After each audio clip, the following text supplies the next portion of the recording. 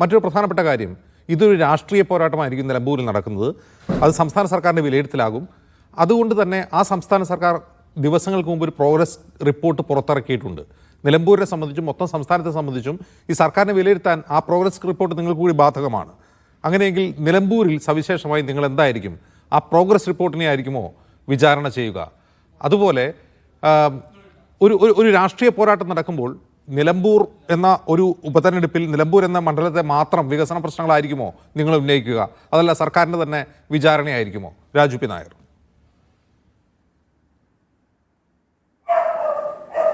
അജുസ വളരെ കൃത്യമായിട്ട് പ്രതിപക്ഷ നേതാവ് പറഞ്ഞല്ലോ, കഴിഞ്ഞ 9 വർഷത്തെ CPM-ന്റെ നേതൃത്വത്തിൽ, പിണറായിയുടെ നേതൃത്വത്തിൽ നടക്കുന്ന സർക്കാരിൻ്റെ വിലയിരുത്തൽ, അതിനെ വിചാരണ ചെയ്യുന്ന തെരഞ്ഞെടുപ്പായിരിക്കും. അതിനകത്ത് യാതൊരു സംശയവുമില്ല. എന്തായാലും ശ്രീ അരുൺകുമാർ ഇവിടെ ഒരു കാര്യം സൂചിപ്പിച്ചു. 2021-ൽ 2016-നേക്കാൾ കൂടുതൽ സീറ്റുകൾ ഉണ്ടായിരുന്നു. ഞങ്ങൾ കൊണ്ടതിനേക്കാൾ 3 ഇരട്ടി സീറ്റുണ്ട്. എല്ലാം വസ്തുതയാണ്, ഞാൻ നിഷേധിക്കുന്നില്ല. 99 സീറ്റ് നേടിയാണ് 2021-ൽ പിണറായി വിജയൻ അധികാരത്തിലേക്കത്. പക്ഷെ ആ 99 സീറ്റ് നേടിയപ്പോൾ ഈ ഇന്നത്തെ നിലമ്പൂരിലെ CPM-ന്റെ സ്ഥാനാർത്ഥി എൻ്റെ നിയോജക മണ്ഡലമായ തൃപ്പൂണിത്തുറയിൽ പരാജയപ്പെടുകയാണ് ഉണ്ടായത്. എന്ന് വെച്ചാൽ കേരളം മുഴുവൻ ഒരു ഇടത് തരംഗം ആഞ്ഞടിച്ചുകൊണ്ട് 2016-ലുണ്ടായിരുന്ന സീറ്റിനേക്കാൾ കൂടുതൽ സീറ്റ് നേടിക്കൊണ്ട് പിണറായി വിജയൻ അധികാരത്തിലേക്ക് വന്നപ്പോൾ ഞങ്ങളുടെ സിറ്റിംഗ് സീറ്റുകൾ പോലും പല ഇടത്തും നഷ്ടപ്പെട്ടപ്പോൾ അവിടെ CPM-ന്റെ സിറ്റിംഗ് സീറ്റ് പരാജയപ്പെട്ട ഒരു സ്ഥാനാർത്ഥിയാണ്. അതാണ് ഏറ്റവും പ്രധാനം. അപ്പോൾ സ്ഥാനാർത്ഥിയെ സംബന്ധിച്ചും ചർച്ച ചെയ്യപ്പെടും. അദ്ദേഹം MLA ആയിരുന്നു തൃപ്പൂണിത്തുറ. ഞാൻ തൃപ്പൂണിത്തുറക്കാരനാണ്. തൃപ്പൂണിത്തുറയിൽ എന്ത് ചെയ്തു എന്നുള്ളതിനെ സംബന്ധിച്ച് വളരെ കൃത്യമായിട്ട് പാർട്ടി പ്രവർത്തകർക്ക് പോലും വേണ്ടാത്തൊരു MLA ആയി മാറിയായിരുന്നു. പാർട്ടി പ്രവർത്തകർക്ക് പോലും കാണാൻ കിട്ടാത്തൊരു MLA. അജിംസ് കോഴിക്കോടാണല്ലോ, ഇന്ന് തൃപ്പൂണിത്തുറ വരിക. നിലമ്പൂർ മത്സരം നടക്കുമ്പോൾ തൃപ്പൂണിത്തുറയ്ക്ക് ഒരു പ്രാധാന്യമുണ്ട്. നിങ്ങൾ തൃപ്പൂണിത്തുറ വന്നിട്ട് ഏതെങ്കിലും മാർക്സിസ്റ്റ് പാർട്ടിയുടെ പ്രവർത്തകരോടോ അല്ലെങ്കിൽ ഇവിടുത്തെ സാധാരണക്കാരെ മനുഷ്യരോ ഓട്ടോറിക്ഷക്കാരോടോ ചെന്നിട്ട് സ്വരാജ് എവിടെയായിരുന്നു, MLA ആയിരുന്നപ്പോൾ താമസിച്ചിരുന്നത്, വീട് എവിടെയായിരുന്നു എന്ന് ചോദിച്ചാൽ ഒരാൾക്ക് പോലും അറിയാൻ പാടില്ലാത്ത ഒരു വസ്തുതയാണത്. അപ്പം അത്തരത്തിൽ ജനങ്ങൾക്ക് ലഭ്യമല്ലാതിരുന്ന ഒരു MLA ആയിരുന്നു. വികസനത്തിൻ്റെ കാര്യത്തിൽ ഏറ്റവും തൃപ്പൂണിത്തുറയിൽ ഒരു വികസനവും നടക്കാത്ത 5 വർഷമായിരുന്നു. പിന്നെ അരുൺകുമാർ പറയുമ്പോൾ തന്നെ, അല്ലെങ്കിൽ ക്ഷമിക്കണം, അരുൺകുമാർ അല്ല, ശ്രീ സ്വരാജ് തന്നെ നിങ്ങൾ ഈ ചർച്ച തുടങ്ങിയപ്പോൾ ആദ്യം കാണിച്ച ബൈറ്റിൽ പറഞ്ഞത് എനിക്ക് പരിചിതമായ ഒട്ടേറെ മുഖങ്ങൾ ഞാൻ കണ്ടു എന്നാണ്. ഒന്ന് ആലോചിച്ച് നോക്ക്, ഒരു ആള് ജനിച്ചു വളർന്ന ഒരു നിയോജക മണ്ഡലത്തിൽ അദ്ദേഹത്തിൻ്റെ SFI DYFI കാലം ഉൾപ്പെടെയുള്ള രാഷ്ട്രീയം നടന്നു വന്ന നിയോജക മണ്ഡലത്തിൽ അദ്ദേഹം അവിടെയായിരുന്നു. എൻ്റെ ഭാര്യയുടെ ക്ലാസ്മേറ്റോ അത് ഒരു ക്ലാസ് കണ്ടു സീനിയറായിരുന്നു സ്വരാജ്. അങ്ങനെ നിലമ്പൂർ രാഷ്ട്രീയ പ്രവർത്തനം നടത്തി വന്നിരുന്ന ഒരാൾ ഞാൻ ചിലരെയൊക്കെ കണ്ടപ്പോൾ അറിയുന്നുണ്ട് എന്ന് പറഞ്ഞാൽ ആ സ്ഥാനാർത്ഥിക്ക് നിലമ്പൂരുമായിട്ട് എന്തു ബന്ധം എന്നുള്ളത് ചോദിക്കണ്ടേ?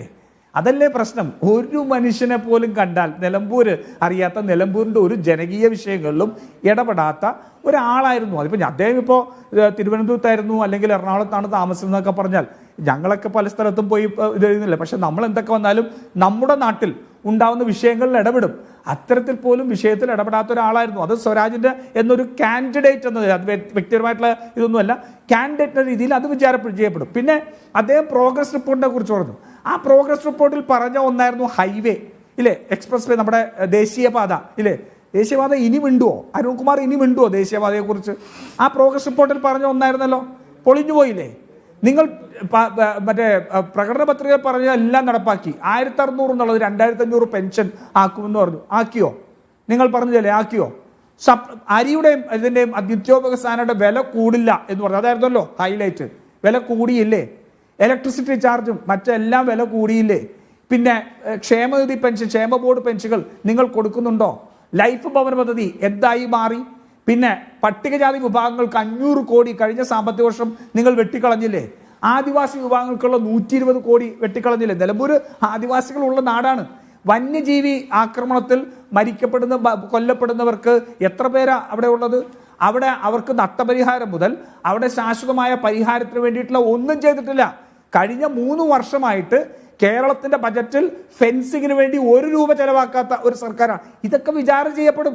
ഇതെല്ലാം അവിടെ പറയും. അതുപോലെ തന്നെ ഈ നാട്ടിൽ പറഞ്ഞിരിക്കുന്ന ബാക്കിയുള്ള KSRTC മുതൽ സർക്കാർ ഉദ്യോഗസ്ഥർ മുതൽ മുഴുവൻ ഉള്ള സാമ്പത്തികമായിട്ട് ഇന്ന് ഈ നാടിനെ തകർത്തതുൾപ്പെടെയുള്ള വിഷയങ്ങൾ മുഴുവൻ ചെയ്യും.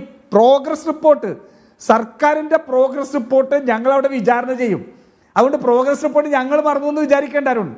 ആ പ്രോഗ്രസ് റിപ്പോർട്ടാണ് നിലമ്പൂർ ഞങ്ങൾ ചർച്ച ചെയ്യാൻ പോകുന്നത്. നിങ്ങൾ പറഞ്ഞിരിക്കുന്ന കാര്യങ്ങളുടെ കള്ളത്തരം, പൊള്ളത്തരം. ആശാ വർക്കർമാർ ഇന്നലെയാണ് തൃപ്പൂണിത്തുറ വിട്ടുപോയത്, അടുത്ത ജില്ലയിലേക്ക് പോയത് ഇല്ലേ. 700 രൂപ അവർക്ക് ദിവസവേതനം കൊടുക്കുമെന്ന് 2021 പ്രകടന പത്രികയിൽ 45ാമത്തെ ഇനമായി സാമൂഹിക സുരക്ഷ എന്ന് പറഞ്ഞ ഹെഡിങ്ങിൽ 700 രൂപ വെച്ച് അവർക്ക് കൂട്ടിക്കൊടുക്കും എന്ന് പറഞ്ഞാണ്. ഇന്ന് അവര് കീടങ്ങളാണ്, കുറ്റിച്ചൂലുകളാണ്, മതവർഗീയവാദികളാണ് ഇല്ലേ.